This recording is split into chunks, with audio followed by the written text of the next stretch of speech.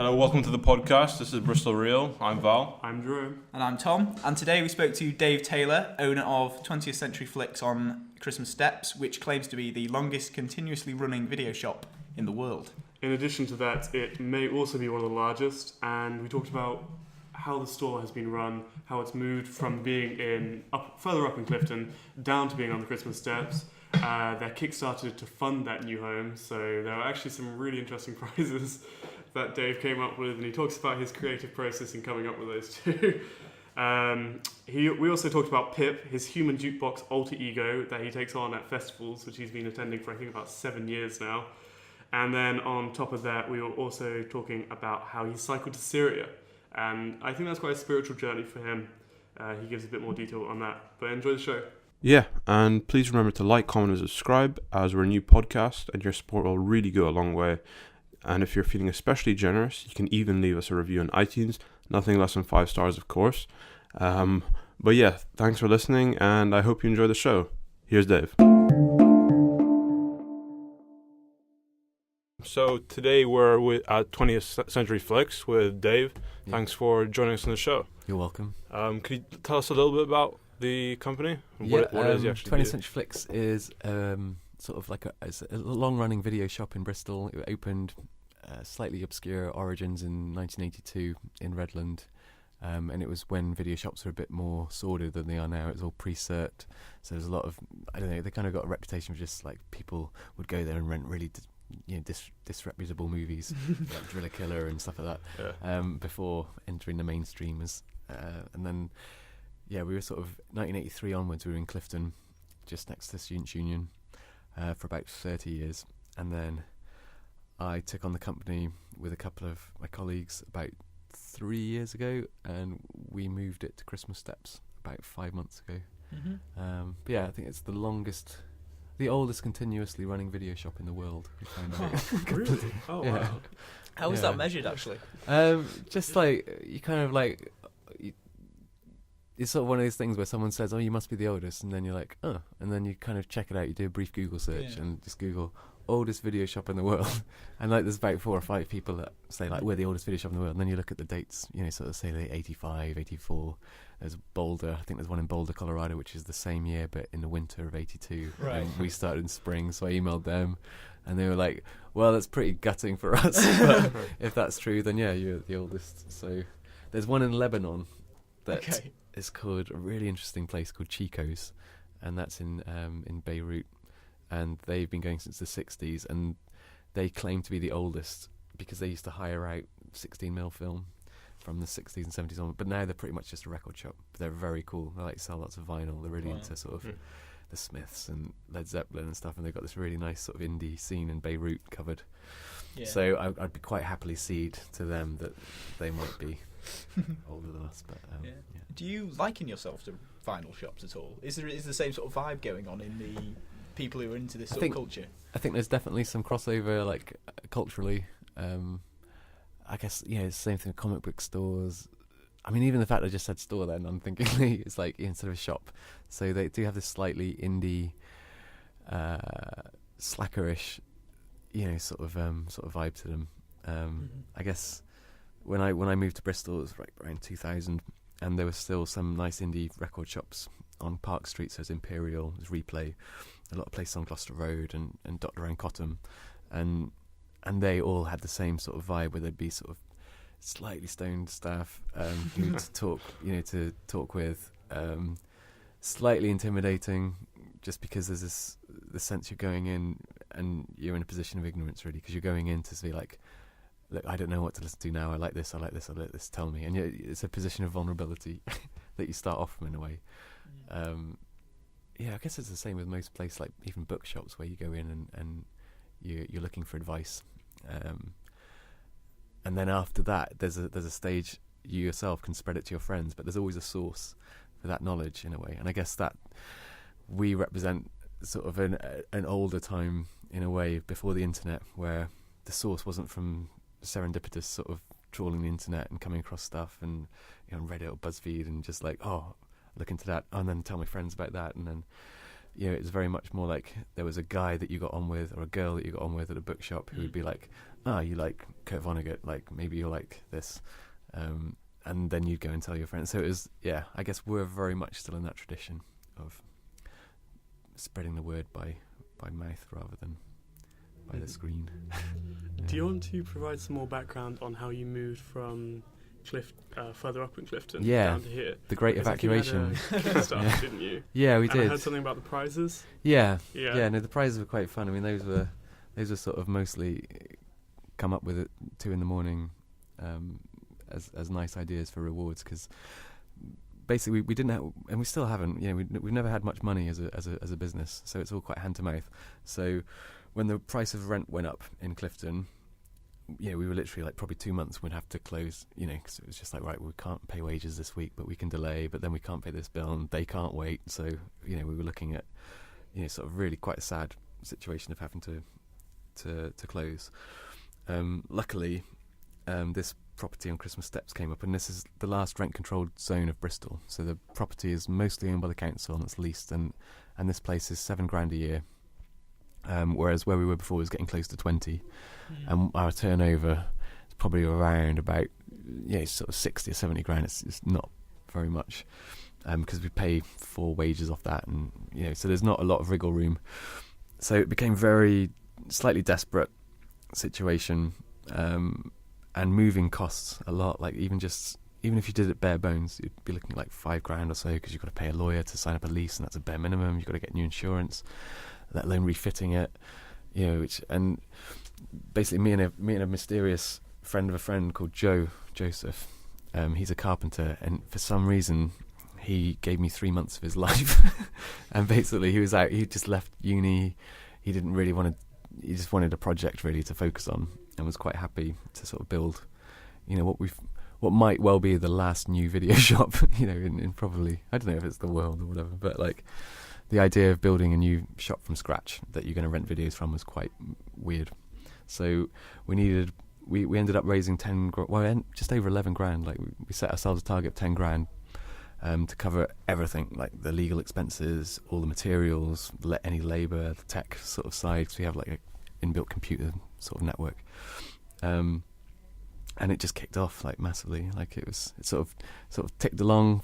We gave ourselves 30 days. It ticked along for about 2 weeks, and then a guy from The Guardian heard about it, and he came down and spent a day with me and wrote this amazing article that really, sort of made my heart swell a bit. It's just really nicely sort of like, it's a nice overview of what the shop represented. He was interviewing customers; they were being really nice, and it just brought all this sort of affection out into the open for the shop, which helped. And then Simon Pegg got outed in this article as owing us some money, so then people got in touch with him on Twitter and were like, pay up.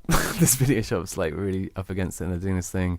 So then he got in touch and still got like a nice signed trilogy of the Cornetto trilogy, and he's written really nice things and a nice letter, and sent us a cheque for £6. What was it? £6.47, which was his fine plus I think 18 years of interest that he had his accountant work out. So haven't cashed that, obviously. But and in the end we ended up raising over 11 grand. And so we got a wood burner. I don't know, we've made a really quite beautiful shop, I think. Built this cinema. Bought some really nice kit for it. And a really good coffee machine. So so that, I mean, it was such a beautiful episode of my life, the crowdfunding bit. Because without crowdfunding, you wouldn't exist today. Could you not? I don't. Any other route? I think I'd be a lot. I don't know. We might well have found a way, but it probably would have involved a loan from either some of our parents or from a bank. And to be honest, finding a bank that's going to invest money in a video shop is tiny. Whereas, like, that's why we sort of went the public route. It's like we could explain to our customers and our friends. A lot of it came from friends. It's quite weird. Like what I wanted to do with the shop, and selling them was a lot easier than selling a bank, just because you're sort of face to face, and also they know that I've been here sort of 13 years, and so you've got that level of trust where it's like, okay, this guy's not going to fuck off at the first, sort of like when he gets his 10 grand, I know he's going to stick around and do his best to sort of make this place work. And there was massive vote of confidence, like a boost of confidence for me, like getting that money. And yeah, we spent it all now, and we sort of like seem to have done okay. Like I think, like in terms of refitting a shop this size in quite a nice way. I mean, this room's really. I mean, it's like basically me and my sister and friends and Joe and my girlfriend just working through the night, trying to do it all on time, and then got back 40 people. Probably more than that actually in the end, to carry the stock down from the videos, because we had like 18,000 DVDs, about 3,000 videotapes, and then all the other just weird paraphernalia we had. So that was 2 days of people with rucksacks, like trolleys, cars, everything, and we're on the steps as well. It's like, it wasn't easy. So that was quite hellish in a way, but at the same time I was totally manic. I was like, pretty much just not sleeping, running around, and completely ecstatic. I was just, and then I had just a moment after, like probably like took about 2 or 3 weeks for it to settle down a bit, and just then we were like, okay, well, we've done that bit, now we've got to try and make this thing earn money, which is slightly more like rubbish bit, but slightly crucial. How do you make it earn money? How do we what? How do you make it earn money? It can't be easy. This room that we're in is the kino, and this actually, it's not the majority of our like literally the majority of our money comes from renting movies still, which is slightly difficult to comprehend for some people. But if you stuck around here for a few hours, you'd see it's a fairly steady trickle of people coming in, and they're only spending £2 or £3, £4 a time. But there's enough, like we probably take maybe 50, 60 quid over the course of a day, just renting movies. A lot of people would come in for chat, and that's fine, and they might buy a coffee. We've got a coffee machine. Guy came in yesterday, bought a t-shirt. There's all these little bits that sort of help tick us along. Like we sell popcorn. We're thinking of selling ice cream over the summer, which is not what I wanted to work in a video shop to do. But at the same time, it's actually not a massive ball ache to sort of take a couple of quid that way. Because when you're dealing with movies, it's like a couple of quid for coffee or a couple of quid for popcorn. It's the same money you're taking for a movie anyway. So even though it's not necessarily your reason for being, it amounts to the same thing in that, in a monetary sense. But the cinema has like saved our asses massively, because it's like 50 quid a pop. Sort of weekends and evenings. We do sort of student rates, and it's 30 quid. We do it for matinees, but it seats 11. You can watch whatever you like, and it goes out like sort of probably maybe a dozen times a week. So that's really significant. Like part, it's probably like half of our income now. It's just, and this was a folly. This was just something that we built really for, I don't know, for me to watch movies in originally at the old shop. It was just like, because I live on a boat. My couple of my co-workers lived on boats, and we just ended up watching movies on laptops all the time. So we thought, this is rubbish. We're missing something, sort of watching them on laptops all the time. So we built like a little cinema at the old shop, and then it was so much fun. And then people would start seeing us like watching movies after hours and be like, oh, can we hire it out and watch our thing here? And and so now it's turned into a genuine nice thing that Bristol has, and that we've sort of created. I don't know. I'm sure it exists somewhere else, but I still haven't seen anywhere in the UK anyway. I think it's quite popular sort of in Korea or sort of Asia. You get like, and I guess Thailand, they have like movie bars where they just play movies to attract people in. And I think in Korea they have these sort of rooms you hire out with your friends to watch a DVD, which is really similar to this basically. But culturally it's quite unusual in England for something like this, and it's quite weirdly popular.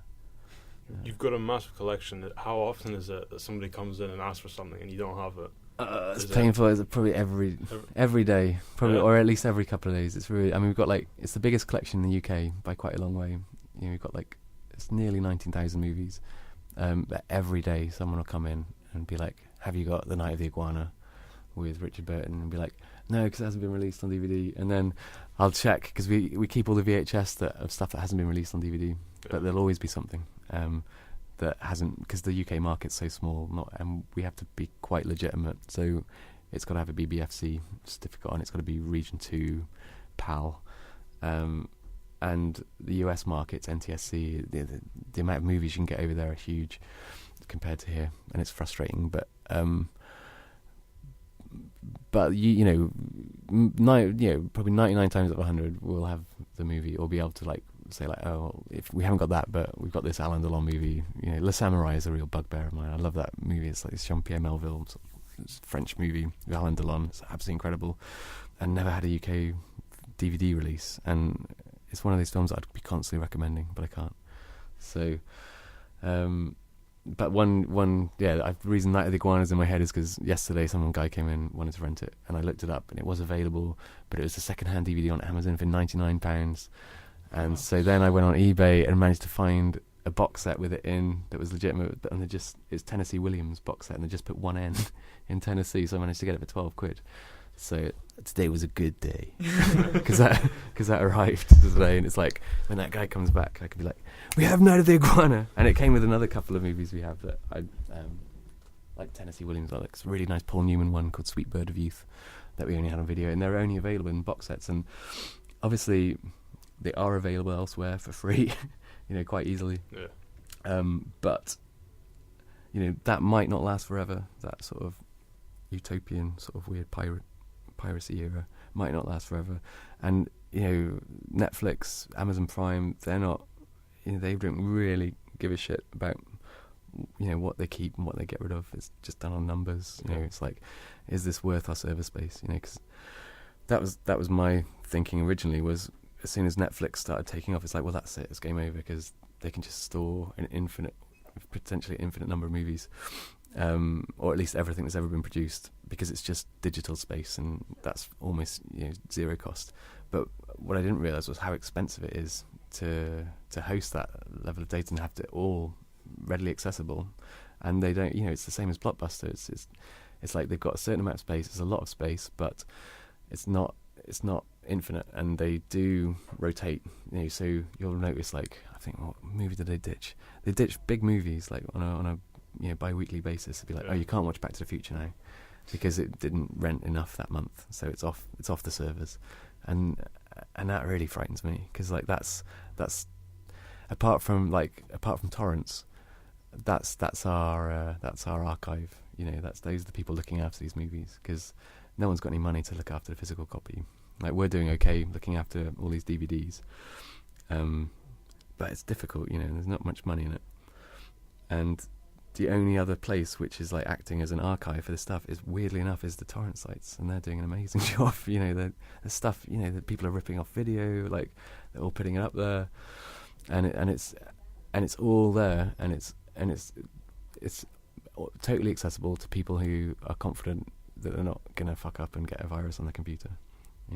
And that's amazing. And I've got a lot of time for that sort of open source archiving sort of thing. But there's a fear, because it's illegal and because they are operating illegally, that it could just get shut down. Like, if the TTIP or anything goes through, that it actually gives them some clout to shut it down, then that's it, and then you're really screwed. They tried to shut it down, I think, what was it, a few months ago. They shut down the Pirate Bay. Yeah.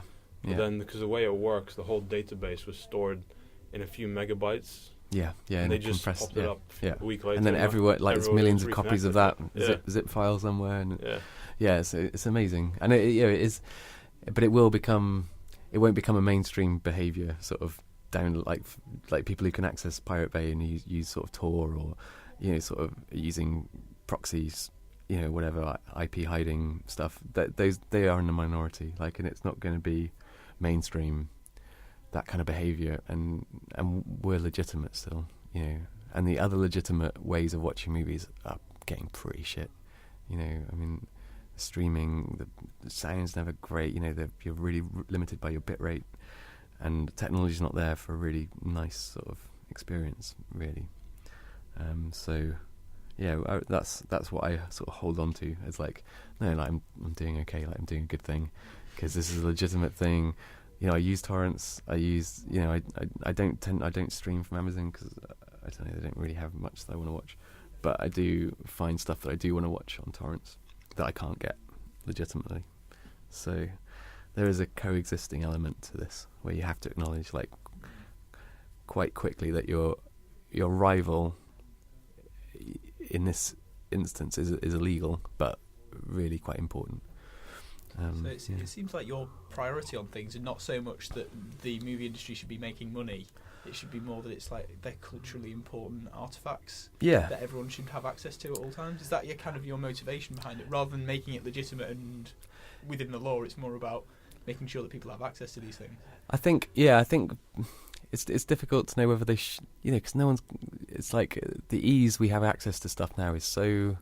It is so easy. Like for people who are a little bit savvy with technology, you've never had it like so accessible. And that's good. Like there's an archiving element to that. What frightens me with that a bit is that it's just becomes white noise. It's like this huge volume of stuff that you could download at any point. Like it's not curated in any way. Like it's just. So I'm not sure how many favors that does for people. Like having it all available, having it totally accessible, because it's a lot of it's shit, or like a lot of it's not. It's not that it's shit. Like it's just that it's not for you. Like personally, that you can write off that, because that's you're not going to get on with it. You're not going to get anything out of it. It's going to make you angry. It's going to make you this. Like there's lots of films out there that you're not going to connect with. And I think that's what we as a video shop have always been better at, is sort of curating a collection essentially, and much better at talking with people and assessing, what sort of movies they might like, what actors they might be into, what ideas they want to explore, or what level they engage with films on.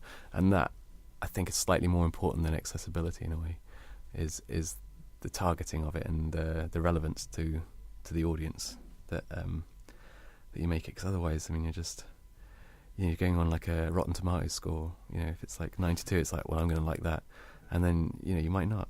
And it's because, that's something I could have told you. It'd be like, no, it's got a high score, but you said you didn't like this kind of movie, or this upset you, or, this. And so you can sort of pilot people through a bit better in person. Would you say that films are quite important then for people?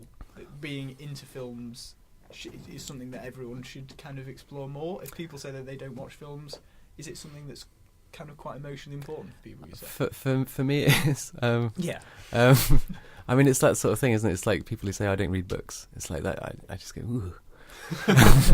It's like, what do you mean you don't read books? Like, and it's like people who say I don't watch movies. I get the similar thing. It's like, well, I'm not going to judge you too harshly, because you might get your inspiration, or you might get some time for reflection in other ways. Like maybe you meditate, maybe you do yoga, maybe you're an artist, maybe like. But as a general rule, if someone says they don't watch movies, I'm just like, well, jog on. So it's like, it is important to me in the sense that it is a 20th century art form, and I know it's the 21st century now, so maybe there'll be something else. And it's quite weird being called 20th century flicks, because one thing is people come in and say, I thought you might have something recent, but obviously you stopped at 1999. It's like, dude, it's just a name. It's like 20th Century Fox pun. But no, it is important to me, and I think the potential within it is so huge. Like you just get every kind of film. You get Hollywood blockbusters that just like really entertaining. You get stuff that is very painful to watch, like very deeply psychological movies like Bergman, stuff like where it's all about relationships and stuff that is really hard to watch. If you're struggling in a relationship, or you have like problems with your family, and then there's films about that. There's like a therapeutic value to them as well. And then you've got this huge artistic sort of side to them, where it's massive abstraction, sort of allegorical movies, stuff like Bela Tarr, and I guess sort of some Americans like Terrence Malick, and you're really sort of delving into this sort of like sort of abstract nature of films, and Dave Lynch is obviously one of my favourites, and so for me, I get so much out of movies that have taught me a lot, and it might be because I'm too lazy to read. That's my only fear, is that maybe I'd get more out of books, because there's a sense that books, they're more patient with you. Like you can sort of mull over a paragraph, you can reread it, whereas movies are like it's a train going past, and it's like if you don't get what's in that scene, you either rewatch the movie again, which I often do, or it's just like, okay, I missed that bit, or I'm dwelling on that bit, so I've missed the next bit. So I can see if you were a book lover, like you'd have a strong argument, like to say, this is why I don't like films. But I think you'd be hard pressed to find anyone that said, I don't watch films because I don't get anything out of them. It's like, nah, there's plenty there. There's a lot there. There's got like 18,000 movies out there, and they've been painstakingly made, and every single one of them's got something to say. Even the shit ones. Glimmer Man is always a touchstone of mine. Steven Seagal, sort of late 80s, early 90s. Weirdly enough, they're some of my dad's favourite films. And I was always very snobbish about watching them with him. And then I realised, like, no, these do actually have something to say on like a strange level. What is the worst film ever made? And the best? The worst film ever made? I don't know. I think at the moment for me, a real bugbear is Richard Curtis, and probably The Boat That Rocked. For me, is one of the, especially post U-Tree, like that film just becomes a very horrible apologia for a lot of misogynist, rapey sort of behaviour of sort of like this, that was allowed in popular culture at the time, and he seems to just get away with making shit like time and time again, and it's popular. And I have fights with my family when I go home because they've usually got this new Richard Curtis movie. I think what had About Time, like, Dave, watch this. This movie's great. Like, it'll change your mind. And I watch it, and it's like I do watch them all the way through, and I'm just seething at the end, and they make me so upset. That said, he did Blackadder, so hats off to him. But no, I can't. I probably will continue to watch his movies just because I'm told to by my parents. But I'll probably he's almost unforgivable for a couple of movies he's done. Best wise, it changes. I think this week is probably.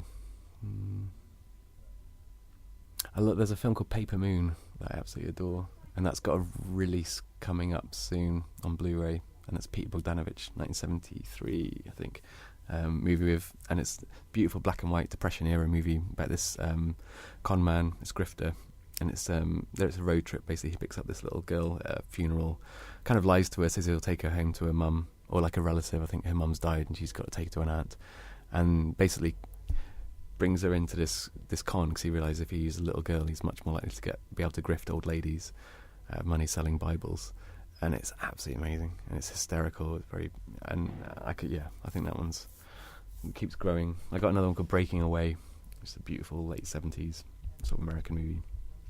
I think it might be my favourite period, sort of new American sort of cinema, sort of Peter Bogdanovich and Bob Rafelson and sort of Jack Nicholson, Five Easy Pieces, and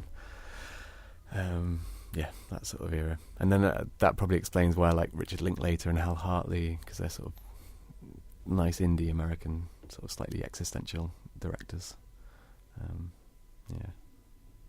Do you think film directors are given a similar status to authors in the quality of the art? Because so much of film, I was actually reading something the other day, and there's a distinction between entertainment and art in film. What do you think about that, especially with relevance to authors? I guess that's the problem with film, and it's sort of like an argument that goes back to the start of it is it is a collaborative effort. Like you don't get that sense of authorship very very often, like in film, because you're relying on so many people like just doing the right thing at the right time, which pretty much no one can claim credit for at the end of it. So you create something amazing.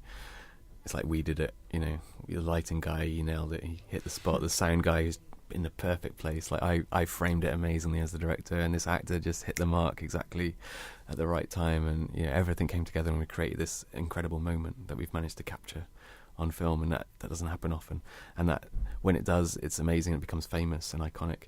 Like you've got Busby Berkeley, there's like these beautiful choreographed sort of synchronized swimming routines. You have like incredible moments of wit and sort of reactions, and in movies like I guess like Billy Wilder was really good with Jack Lemmon and Tony Curtis, and Cary Grant is like incredible at like real graceful performance.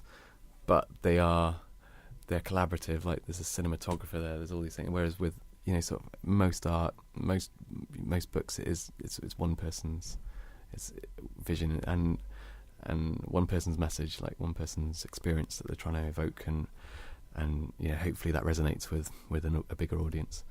But it is just one person, sort of, and they're in control of that. And I think traditionally that's been much more possible. It's been impossible, like, outside of drama. I guess like theatre is an example where it's quite similar to film in that you're relying on this collaborative thing to create something quite magical and powerful.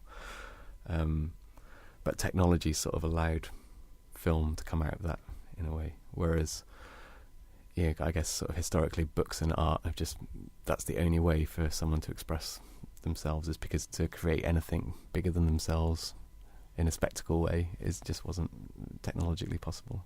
Mm-hmm. So but I think it's harder. I think film is harder to create something purely artistic in a way, because it hasn't got that singular sort of vision. And there's a horrible phrase, but it always pops up in my head, called compromise is the father of mediocrity. And it's really horrible. It's so true. But it's sort of like, it's like a Napoleonic sort of like idea. It's like one vision, that's brilliant, and it's and there's some directors who achieve that. It's like Orson Welles did pretty well, like just being a massive dictator and getting everyone. Alfred Hitchcock, he's another one who just managed. I think he just said actors, like cattle, sort of you just got to tell them where to go and move them and sort of placate them, and then they'll do what you want to do. But in the end of the day, it's your vision. And I guess modern day, it's the auteur sort of theory, I think they call it in film, where you've got notions of auteurs, like where you could identify their films all the way through. And I guess like Paul Thomas Anderson is quite a modern one. David Lynch is definitely one, but in those cases they tend to collaborate, with one person for a long time. So they'll have, screenwriter or usually a cinematographer. Like I think Powell and Pressburger, they use like the same cinematographer a lot to just keep that look going. And so in a way that they achieve that singularity through this very close long-term collaboration, and they kind of get the same effect maybe. Have you been involved in making any films? No, but I am soon. Sort of in a weird way, I'm doing a remake of Point Break. Okay. That can only be a good thing. It's only a good thing. I know that they're actually doing one, which I was amazed at. But it's on the off the back of that crowdfunding thing. I said, like, if we get to 12 grand, I'll remake Point Break in Bristol, and that was a 2 a.m. sort of statement. And then we pretty much did. We got like 11,800 or something. So I wrote to everyone who backed us and said, look, we'll try and remake Point Break, but that was a bit of a rash promise. And then since then, I had this idea where we did this last night. Everyone's sitting here, and I sort of got people from. There's a guy from Ardman here, someone from the Watershed, someone from the Cube, and like a few friends as well. And we all just watched Point Break and had scripts and sort of marking off like natural breaks sort of in the movie. So we got 40 scenes, you reckon. Then what we're going to do is basically going to farm them out, so offer them to 20 film groups, sort of film crews. They all make sort of essentially a Sweded version of that scene, and then there'll be a wig and a uniform for each, like for Johnny Utah and Bodhi and Babas, and so the actors will change throughout the movie, and the medium will change. Like some people might film it on Hi8, like some people film it on their iPhone. There'll be a lot of wriggle room, and then we're going to splice it all together at the end into a glorious whole, and then sort of work on the sound and sort of try and make it watchable. Hopefully it'll be about, I don't know, there'll be some natural shrinkage, because you're not allowed to make a scene longer than the original, but you are allowed to make it shorter, so it should be like about an hour, I reckon. And so I'm going to do one of those scenes, not sure which yet, but I've always wanted to, basically. That was my, when I hit 30, I was like, right, Tarantino, I think he'd made Bob's Birthday by about now, and he was like looking to make Reservoir Dogs, and I'm still not really there yet. So I started to get a bit impatient. So this is like my foray, I guess, into filmmaking, It's obviously quite experimental and stupid, and probably won't be able to do much of the end product, apart from sort of maybe a couple of screenings locally and a YouTube sort of post. But yeah, in terms of a fun project, I think remaking Point Break is my dream intro. Do you have any favourite scenes that you might like to do? Yes. Yeah. Well, I figure like I've got favourites, and I think most people do. So there's the chase. There's like a couple of moments in the film where we're going to have it so every team does a bit of it. So the chase scene, there's a bit, I think after there's a bank heist that goes wrong, and Johnny Utah's chasing Bodie, and he's wearing a mask and going through people's gardens, through people's houses and all that. And so on that scene, we're going to have probably 2-second cuts. So it's a different person chasing, it's all the different actors that played Johnny Utah so far, all getting chased by different Bodies. And then the shooting of gun in the air bit. So that's going to be a rapid montage of all the Johnny Utahs. Yeah. No! And so I'll get to do that. Hopefully. Have you got the mask yet? No, well, this is it. It's yesterday. So today, and tonight probably, I'm going to go through the script and get a digitized sort of copy of the movie and break it up into the scenes, and then basically start. I've got a Facebook group, about 12 members, so it's pretty early days. But I'm going to start basically publicising it a bit more and saying, look, we're trying to do this thing, explain it to people. You get to pick one scene, then you get allocated one, and sort of 20 or so teams, and then see what we come up with.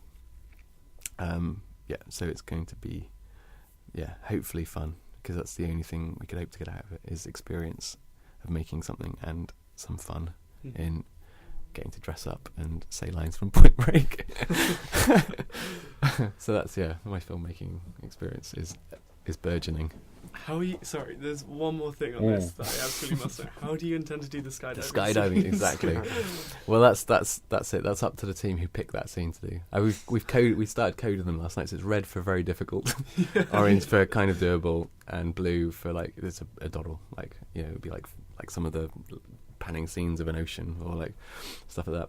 The skydiving one, it's like going to be hairdryers, and sort of you could film it in front of. See, but if you had like just like a falling sort of background, like it just projected, so you could do a back projection so you think it's silhouettes, even though silhouettes might be quite funny as well, and then just hairdryers and then shouting, and that's all you need.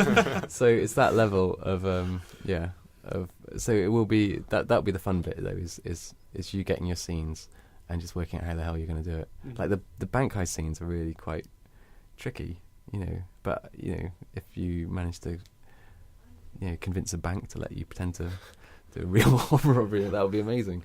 But it'd probably be done in an office or something, people jumping on desks. The car, there's a few car chases in it, which are either going to be done, sort of with corgi cars, or possibly just driven very, very slowly and safely around Bristol. Well, probably not even. I'll just be like, but like a real life sort of like 20-mile-an-hour car chase might be quite through traffic. It'd be like indicating you get cut up. Like, let me through. It's like then you kind of, I don't know. There's plenty of scope for some fun, because it's all going to be filmed around Bristol as well. Apart from the 50-year storm, which is in Australia in the original. But oh wow. But okay. Yeah, there is a but. But we're going to do it with a 7-bore. So every 3 or 4 months, a swell comes up the estuary, lets us know how small we really are, and then we can film that in Etney near Gloucester, because that's where all the surfers sort of do the 7-bore wave, which is really unremarkable. I mean, it's very impressive, like, unless you're comparing. For a very long time, and it's very slow. Yeah. And it takes a lot of crap up with it. Like, so there's loads of like junk and litter, and it's just quite a small swell through like a very peaceful part of Gloucestershire with loads of surfers who sort of catch this 3-foot tidal surge, and that obviously will be our 50-year storm. So that's going to have Bodie paddling out into this slightly unremarkable muddy river, and then someone going, "He's not coming back." Do you have any idea when it will be finished? What are you aiming for? Well, it's going to be filmed sort of next. Basically, I'll start May. I'm going to try and get everyone involved, and sort of like we'll have an idea of what the scenes are. June, July, August, it will all be filmed, and people will have. I'm torn between the idea of giving people a very short amount of time, because then the expectations on themselves are really low. You're not going to get perfectionists being like, oh no, like I really want to do this, but I can't get to the airfields until then, and I can't. So if you just say, look, you got 7 days to do it, see what you can do, then people will realize, okay, so it's not about recreating it, it's about sort of seeing what I can do, and doing it over summer, because it is a massive summer movie. Then the light will be right, people will be able to get in the sea, people will have to jump in the harbour. You know, there's a practical consideration into getting it done before. I mean, ideally, sort of before the end of festival season, because I sort of disappear a bit over June and July to go to festivals, and so there might be, and then sort of September, I guess, just chop it all together, get some sound to use. Potentially, guys might be able to help but it's just in terms of leveling stuff, like layering on probably some of the original music and sound effects and stuff, and then see what happens. But so that's my summer fun planned. Speaking of festivals, you mentioned the Human Jukebox. Yeah, sort of like a weird alter ego schizophrenic lifestyle where I sort of do a thing called Pip's Jukebox, and it started with, there's a group in Bristol a few years ago. They're still around, but there's a bit of a diaspora, and now they all do different things, but it's called Carnival, and it's like a celebration. There's like a crew called the Invisible Circus and Art Space, Life Space, and they sort of put on these amazing parties in the centre, and I sort of made a little booth that I sat in with a guitar and a mic and an amp and some pretty lights, and just sort of took requests from a book of songs that I knew, and it was 10 pence a song, and sort of knew about, it's kind of gotten to about 400 or so songs now, sort of like ranging from sort of East Coast hip hop to sort of like anything quite, I don't know, sort of like really old school, sort of old timey 1920s Ink Spots type stuff, and through a lot of 60s folk and Dylan and Leonard Cohen and Joni Mitchell, and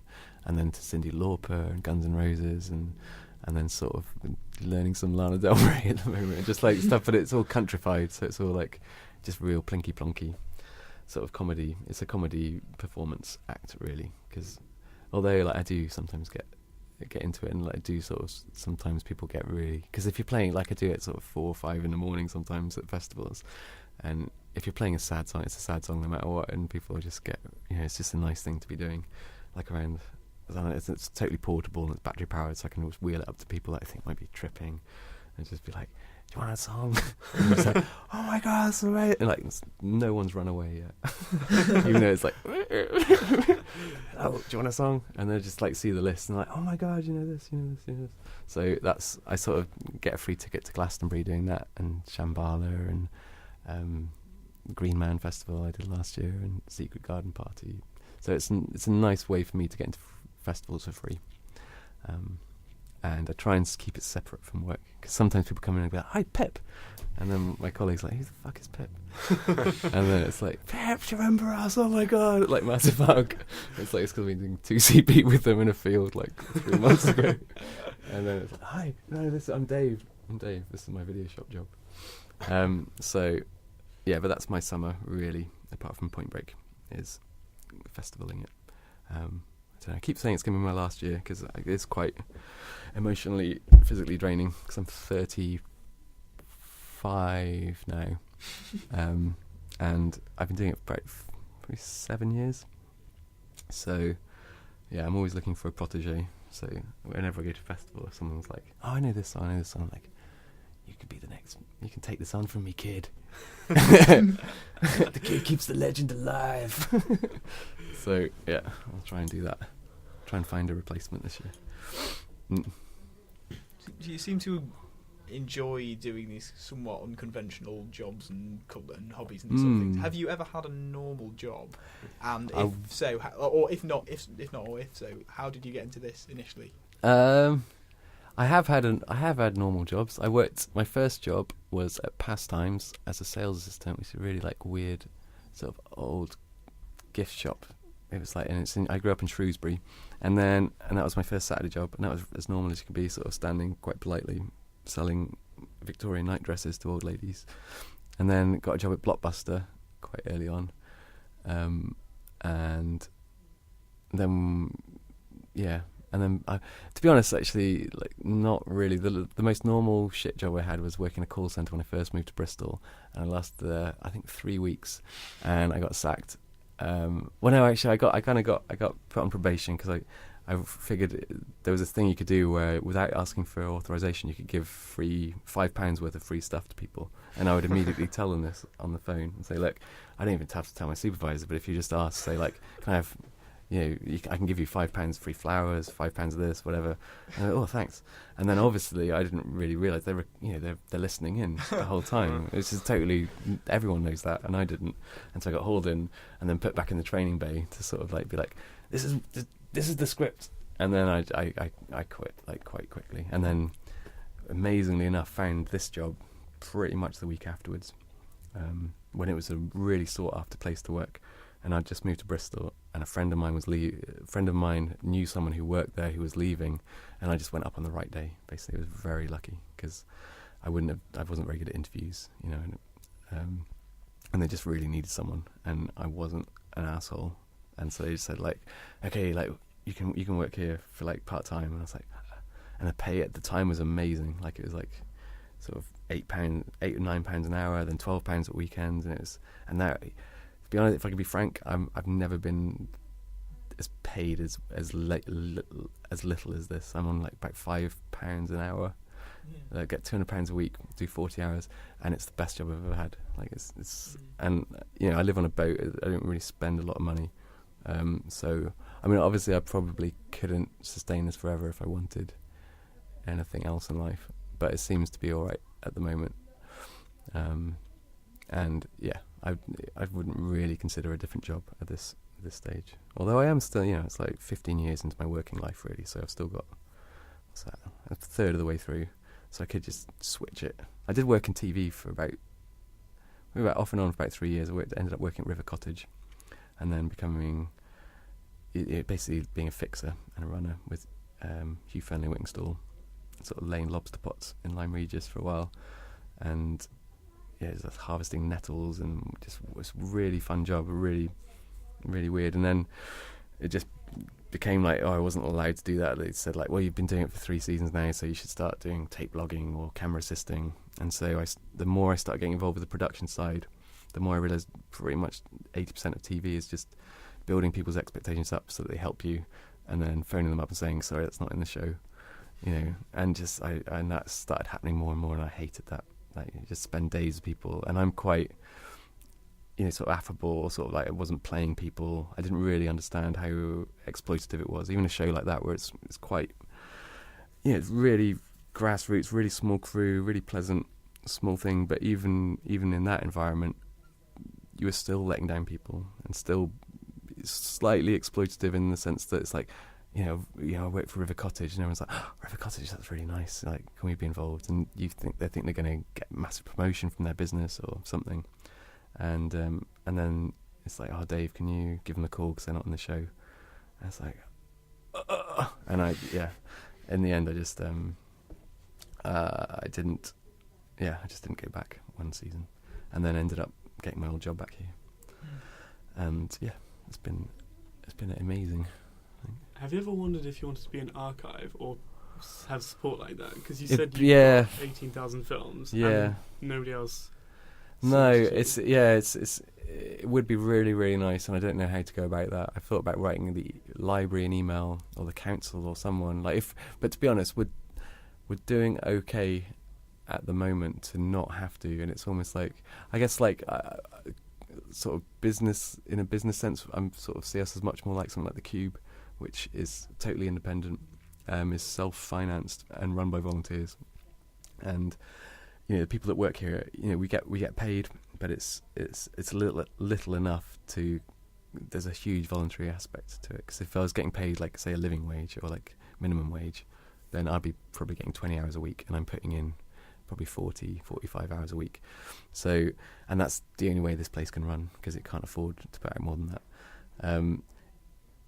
If that changed, if our takings dipped and we weren't even allowed to sustain that, then there'd be an email coming to the council just being like, please, like, we've been doing this for 35 years off our own back, you haven't chucked anything away. We've got a bigger collection than Bristol libraries combined. How about we work for you basically, and you just pay for our rent, pay for our like a minimum wage, and we've got the systems in place. We've written our own software. We've got our own database sorted, and it's really efficient. It works, and then see what they say. Because I can't imagine the libraries sort of wanting to carry on doing their film side. I don't know, they've got enough problems. But maybe I don't know. Maybe they do. But it's weird. Like they've started referring people to us now, which is unheard of. Like someone phoned last week, saying, "Oh, we haven't got Life of Brian in. Do you mind if we send this person up yours?" I was like, "No, that's amazing, thanks."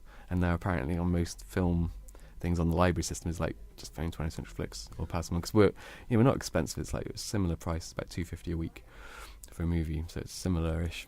And we're probably a lot kinder with our overdues as well, to be honest. So yeah, if we did want to go down that road, we could. It would be lovely just to get taken under the wing and just it's like coming out from the cold. It's like, we've done so well out in the capitalist world. Like we paid our rent, and paid our taxes. Now we just want to get looked after.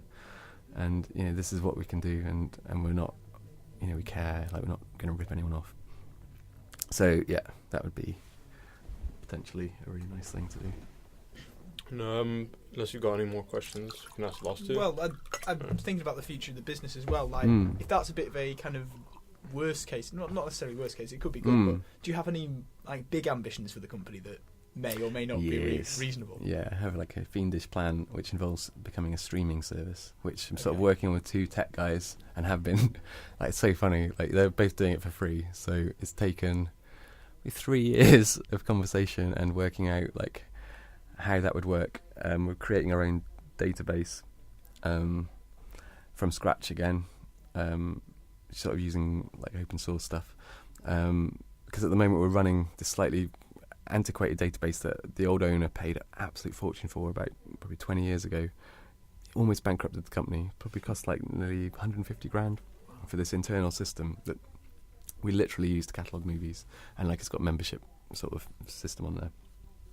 The website's completely separate, and that's just PHP based, so we just enter everything into that one separately, enter everything into the database, and what we're trying to do is combine, just basically write one from scratch that the website reads it from that, and the internal system with all the membership details is the same thing. So it's just like it'll be a live site essentially, so it'll tell you if it's on hire, you'll be able to look up your rental history, and it'll just be much better basically and a lot easier. And part of that would be, we've got this huge VHS collection, and a lot of it we can't find on torrents, a lot of it can't, some of it we can't find on IMDb. It's just movies that have disappeared, and what I'm sort of doing at the moment is digitizing them as best I can, like in HD, which is quite weird doing HD rips of VHS, because all you do is get a Blu-ray version of the grain of a VHS, which is quite weird. But it's and they've all got the old trailers on, which are quite funny. And then basically we'll basically have a hard copy of that tied to the movie number, so when you go online, if it's we'll try and find the rights holder to it and be completely legit and sort of offer them a cut, because a lot of them will be bankrupt studios or directors or producers who usually hold the rights, then they'll be like, fine, like, if you were charging £2 a stream of it, then they get a quid, it'd be something like that. So we'll just play it really fair with them, and then just see what happens. Like try picking about 100 or so really rare VHS tapes up, see if anyone watches them, which I imagine like people are nerdy enough to be like, okay, like this movie doesn't exist anywhere else, so I might as well just spend £2 and watch it. And then maybe use that to prove the concept, and then approach other people who aren't doing streaming platforms yet, like small independent places that are a bit scared of signing pacts with the devil, or Amazon, because they're going to get screwed.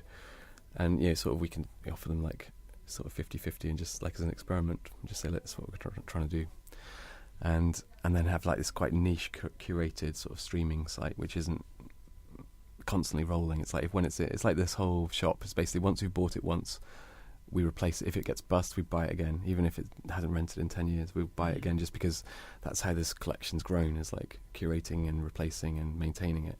And we'll do the same with streaming as well, where it's like once we've picked a film to stream, it's just in forever, and then that will grow, and it'll be interesting movies basically. Yeah. Does any service exist like that? Like that you know? There's one. There's probably loads. I mean, I don't do my research as much as I should, but from my limited research, there's one called Mubi, which is quite a nice curated one. But they do a movie a day, so I think, unless I've totally misunderstood it, they have one movie each day, and it's the same movie for everyone. But they're interesting, vaguely interesting movies anyway. They run so they do 365 movies over the course of a year. But and it's very cheap. It's like maybe I don't know, it's like £5 a month or something. So you get like 30 odd movies potentially. But it means if you miss one that you want to see, I think you just have to watch what's on that day, which is quite prescriptive. I'm sure there are other ones. I think part of it is I dread is like finding out someone's done it. Which I think and the longer this process goes on, because this is 3 years ago, it's quite original to me then. And the idea, it's quite a ballsy thing for me and my friends to start talking about. Like, okay, well, how do we take on Netflix with no money? But 3 years have gone since then, so obviously the whole landscape's changed. BFI, I've got a really nice BFI player now, and it's becoming the norm. So it's sort of like, but the benefit of not being, sort of early adopters is everything's so cheap now. And everything's been tested. So you've got these really nice open source sort of streaming platforms that are very secure, really nicely tested, and very cheap. And that's the benefit of sort of waiting. We couldn't be quick. I did apply for a grant actually as a digital acceleration fund or something, quite frightening, and wrote a proposal for them, and I don't think I write them very well at all. I think they looked at it and was like, yeah, we'll pass.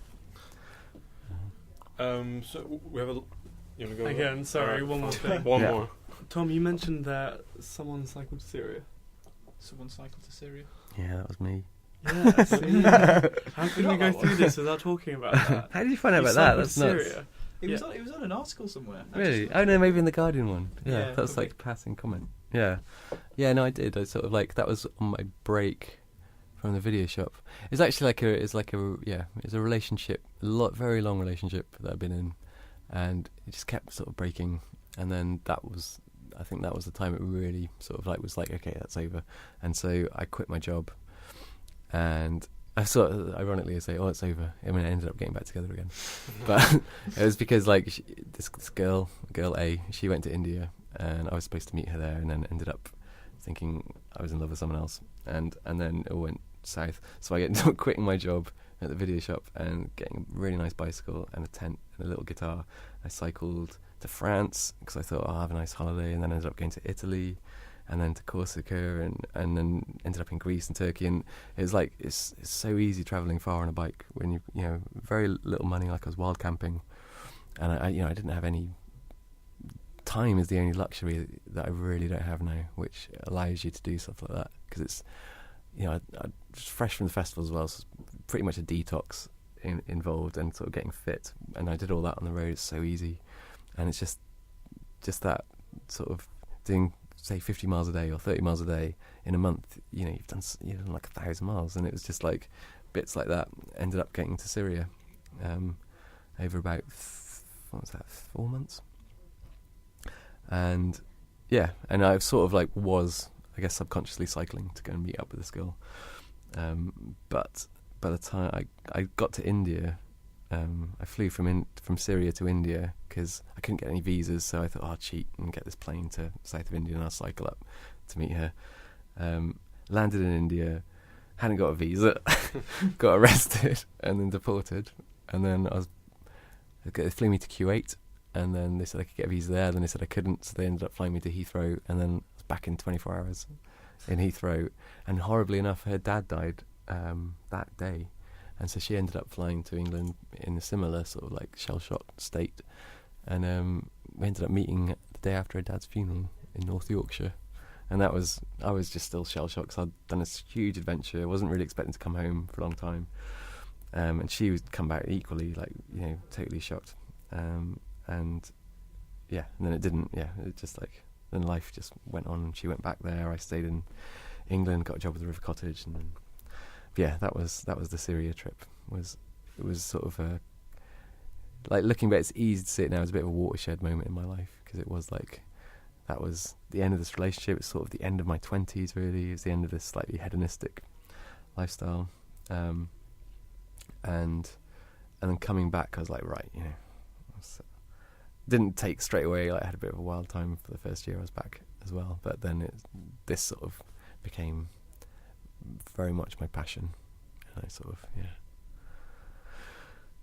so that was the Syria trip. Okay, so we have just last 2 questions we like to ask every guest. Yep. The first one is, looking into the next 20, 30 years. Yeah.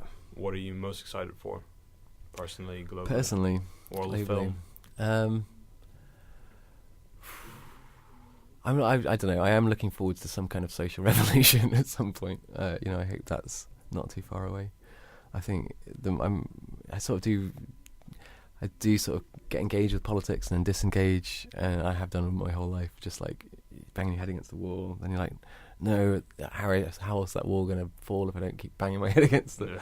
Yeah. So there's an element of that where I just hope that some meaningful, dramatic change happens in the West. I hope it doesn't descend into some kind of like Mad Max style dystopian militarized future. That's a hope. Personally, I don't know, sort of like floating with the idea of, I'm in sort of a long-term relationship, like longish for term, sort of about 3-year relationship with someone, and that's going well. I don't know, might be some. There's always an element of like looking at that and feeling like that's a resignation for me anyway, of like, because most of my friends have sort of gotten married and had kids by now, and I've sort of resolutely not. But maybe that's something that might happen. It's not necessarily something I've driven towards or hoped for. Hope we make first contact with some alien race. That'd be nice. In my lifetime. And then the flip side is, what are you kind of most worried about? I'm most worried about I'm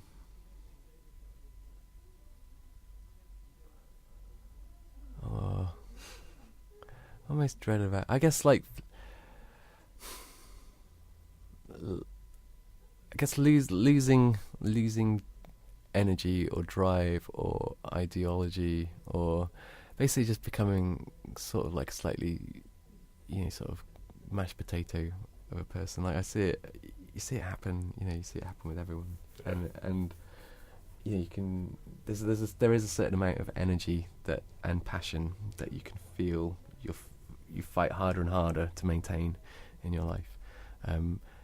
Usually because like you're engaged in a slightly more mundane struggle, like with the video shop, it's like a financial sort of struggle.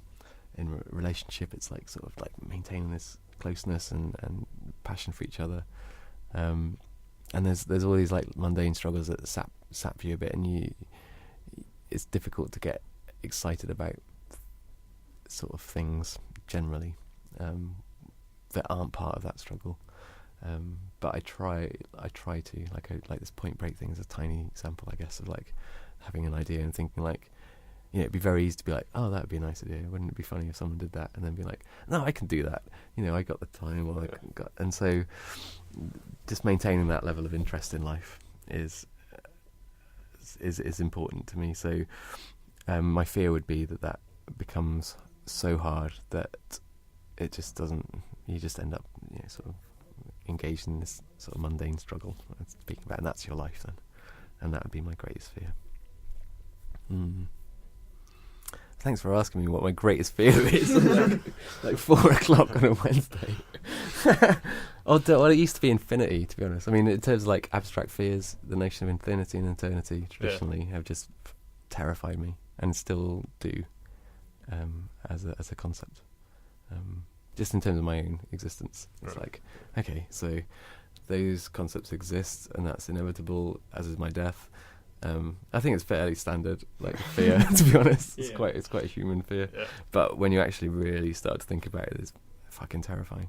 So, but that fear has often led me to. It does give you a bit of a don't give a fuck sort of attitude, and hopefully in a nice way, in that you're not I'm not like going out climbing up clock towers with a sniper rifle, Yeah. Sort of level. But like it is like, okay, well I'll just try that because I don't necessarily have much to lose. Okay, thanks for joining us on the show, and thanks to the listeners for listening. Yeah, Thank you very much. thank you.